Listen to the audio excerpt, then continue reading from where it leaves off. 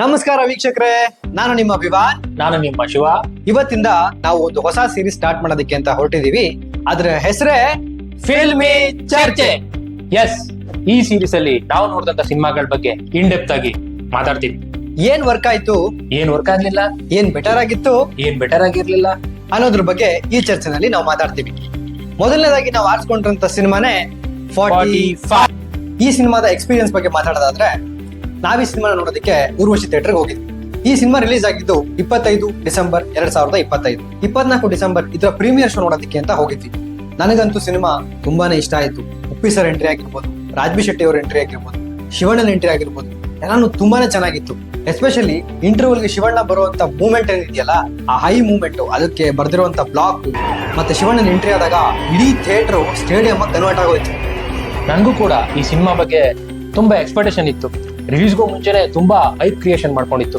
First time Arjun Janya ಅವರು ಇಷ್ಟು ಚೆನ್ನಾಗಿ ಡೈರೆಕ್ಷನ್ ಮಾಡ್ತಾರೆ ಅಂತ ನಾವಂತೂ ಅನ್ಕೊಂಡಿರ್ಲಿಲ್ಲ. ಗರುಡ ಪುರಾಣನ ಇವತ್ತಿನ ಸಿನಿಮಾಗೆ ಬ್ಲೆಂಡ್ ಮಾಡಿ ಇವತ್ತಿನ ಟ್ರೆಂಡ್ ನ ಸೇರಿಸಿ ಅದನ್ನ ಹೇಳೋಕ್ ಹೊರಟಿರುವಂತ ವಿಧಾನ ತುಂಬಾನೇ ಚೆನ್ನಾಗಿದೆ. ಮತ್ತು ಒಂದು ಸೀನ್ ಆಗ್ತಿದ್ದಂಗೆ ಗರುಡ ಪುರಾಣದ್ದು ಒಂದು ಸೀನ್ ಬರುತ್ತೆ. ಸ್ಟಾರ್ಟಿಂಗ್ ಅಲ್ಲಿ ನೋಡ್ಬೇಕಾದ್ರೆ ಇದೇನಿದು, ಎಲ್ಲಿಂದ ಎಲ್ಗೋ ಹೋಗ್ತಿದೆಯಲ್ಲ ಕತೆ, ರಾಜ್ಬಿ ಶೆಟ್ಟಿಗೂ ಗರುಡ ಪುರಾಣಕ್ಕೂ ಉಪೇಂದ್ರ ಅವ್ರಿಗೂ ಏನ್ ಸಂಬಂಧ ಇದೆ ಅಂತ ಅನ್ಸ್ತಾ ಇರುತ್ತೆ. ಅದಕ್ಕೆಲ್ಲದಕ್ಕೂ ಸೆಕೆಂಡ್ ಹಾಫ್ ಬರ್ತಾ ಬರ್ತಾ ನಮ್ಗೊಂದು ಕನ್ಕ್ಲೂಷನ್ ಸಿಗ್ತಾ ಬರುತ್ತೆ. ಮೊದಲನೇ ಸಿನಿಮಾದಲ್ಲಿ ಡೈರೆಕ್ಟರ್ಗಳು ಇಡುವುದೇ ಎಕ್ಸಿಕ್ಯೂಷನ್ ಅಲ್ಲಿ. ಫಾರ್ ಎಕ್ಸಾಂಪಲ್, ಮ್ಯೂಸಿಕ್ ಡಿಪಾರ್ಟ್ಮೆಂಟ್ ಅಲ್ಲಿ ಆಗಿರ್ಬೋದು, ಕ್ಯಾಮ್ರಾ ವರ್ಕ್ ಅಲ್ಲಿ ಆಗಿರ್ಬೋದು, ಅಥವಾ CGI ಅಲ್ಲಿ ಆಗಿರ್ಬೋದು. ಆದ್ರೆ ಅರ್ಜುನ್ ಜನ್ಯ ಅವರು ಮೊದಲನೇ ಸಲ ನಿರ್ದೇಶನ ಮಾಡ್ತಿದ್ರು, ನಮ್ಗೆಲ್ಲೂ ಆ ತರ ಅನ್ಸಲ್ಲ.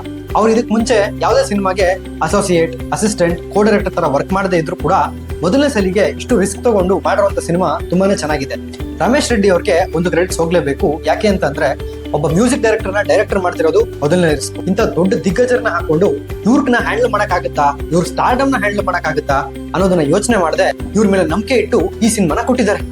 ಈ ಸಿನಿಮಾದಲ್ಲಿ ವರ್ಕ್ ಆಗಿರೋ ವಿಚಾರಗಳ ಬಗ್ಗೆ ಮಾತಾಡೋಣ. ಮೊದಲನೇದಾಗಿ, ಗರುಡ ಪುರಾಣ ಬಂದು ಇಷ್ಟು ದೊಡ್ಡ ಪುಸ್ತಕ, ಅದನ್ನ ಸ್ಕ್ರೀನ್ ಪ್ಲೇ ಮಾಡಿ ಅದನ್ನ ಇವತ್ತಿನ ರಾಜ್ಬಿ ಶೆಟ್ಟಿ ಅಂದ್ರೆ ಅವ್ರ ಕ್ಯಾರೆಕ್ಟರ್ಗೆ ಕನೆಕ್ಟ್ ಮಾಡಿ ಅದನ್ನ ತಗೊಂಡಿರೋಗಿರೋಂಥ ರೀತಿ ತುಂಬಾನೇ ಚೆನ್ನಾಗಿದೆ. ಎರಡನೇದಾಗಿ, ಮ್ಯೂಸಿಕ್ ವಿಚಾರಕ್ಕೆ ಬರೋದಾದ್ರೆ, ಆ ವಿಚಾರದಲ್ಲಿ ಮ್ಯೂಸಿಕ್ ತುಂಬಾನೇ ಚೆನ್ನಾಗಿತ್ತು. ಸಿನಿಮಾದಲ್ಲಿ ಹಾಡೇ ಇಲ್ಲ ಅಂತ ಹೇಳಿದ್ರು ತಪ್ಪಾಗಲ್ಲ ಅನ್ಸುತ್ತೆ. ಯಾಕಂದ್ರೆ ನಾವು ಇವ್ರು ಸೇರಿ ಆಫ್ರೋಟಾಪ್ ಸಾಂಗ್ಗೆ ರೀಲ್ಸ್ ಮಾಡಿದ್ವಿ.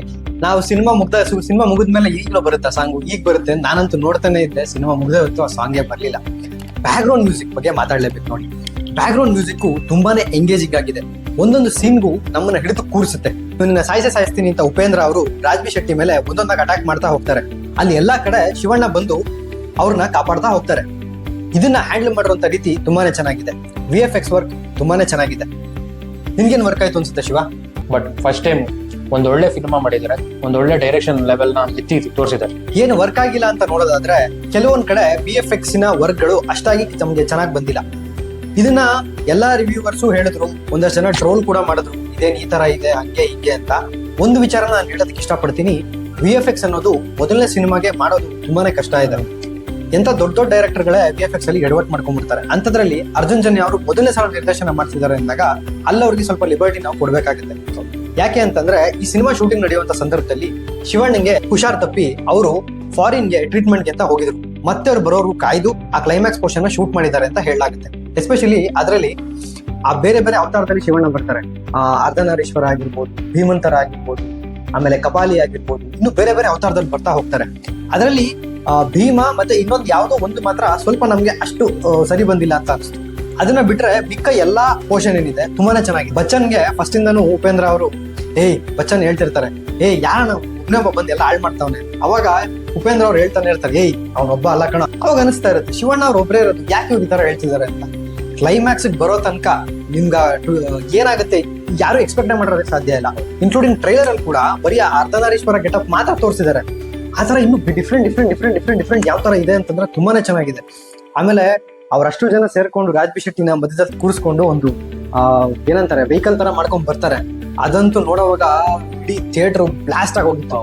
ಆಕ್ಸಿಡೆಂಟ್ ಮೆಸೇಜ್ ಕನ್ವೆ ಮಾಡಿದ್ರಲ್ಲ, ನೀವ್ ಹೆಲ್ಮೆಟ್ ಹಾಕೊಂಡು ಓಡಾಡಿ, ಆತರ ತುಂಬಾ ಚೆನ್ನಾಗಿದೆ. ಅದು ನೀವು ಮಾಡಿರೋ ತಪ್ಪು ನಿಮ್ ಹಿಂದೆ ಬಂದೇ ಬರುತ್ತೆ. ಅಷ್ಟು ನೀವ್ ಮಾಡಿರೋ ಕರ್ಮ ನಿಮ್ ಹಿಂದೆ ಬರುತ್ತೆ.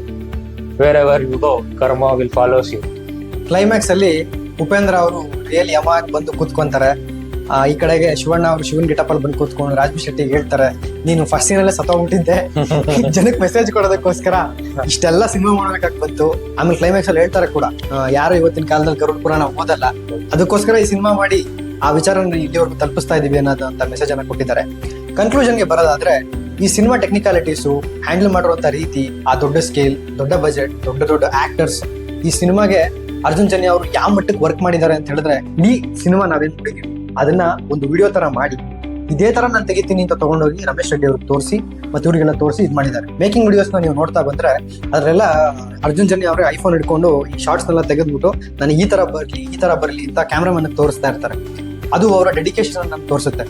ಈ ಸಿನಿಮಾ ಅನೌನ್ಸ್ ಆದಾಗ್ಲೇ ತುಂಬಾ ಜನ ಕಮೆಂಟ್ಸ್ ಹಾಕಿದ್ರು, ಅರ್ಜುನ್ ಜನ್ಯಗೆ ಡೈರೆಕ್ಷನ್ ಮಾಡೋ ಹುಚ್ಚು ಬಂದ್ಬಿಟ್ಟಿದೆ, ಅರ್ಜುನ್ ಜನ್ಯ ಏನಾದ್ರು ಡೈರೆಕ್ಟರ್ ಮಾಡಕ್ಕಾಗತ್ತಾ, ಬೇರೆಯವ್ರಿಗೆ ಚಾನ್ಸ್ ಕೊಡ್ಬೇಕಾಗಿತ್ತು, ತಪ್ಪು ಮಾಡ್ತಿದ್ದಾರೆ, ಅದು ಇಂತಿಂತ ದೊಡ್ಡ ದೊಡ್ಡ ಆಕ್ಟರ್ಸ್ ನ ಹಾಕೊಂಡು ಹ್ಯಾಂಡಲ್ ಮಾಡಕ್ಕಾಗುತ್ತಾ ಅಂತೆಲ್ಲ ಏನೇನೋ ಕಮೆಂಟ್ ಹಾಕಿದ್ರು.